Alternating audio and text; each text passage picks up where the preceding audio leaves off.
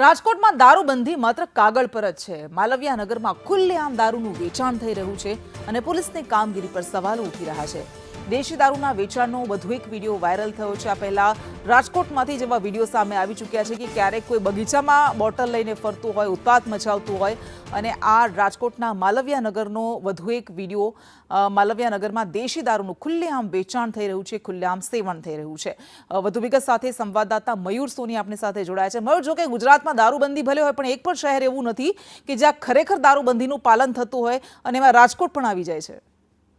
કૃષ્ણ, માત્ર માલવિયા નગર પરંતુ રાજકોટના ચારે ખૂણાની અંદર જ્યારે માગો ત્યારે દેશી દારૂ છે તે ઉપલબ્ધ હોય છે। આ વિડીયો માલવિયા નગર પોલીસ મથક હેઠળ આવેલા માલવિયા નગર પછાત વિસ્તારનો છે કે જ્યાં ખુલ્લેઆમ ન માત્ર દેશી દારૂ વેચાય છે પરંતુ જ્યાં વેચાય છે ત્યાં જ નશેડી લોકો છે પીવે છે। એટલું જ નહીં પરંતુ આસપાસના વિસ્તારની અંદર ધમાલ પણ મચાવે છે।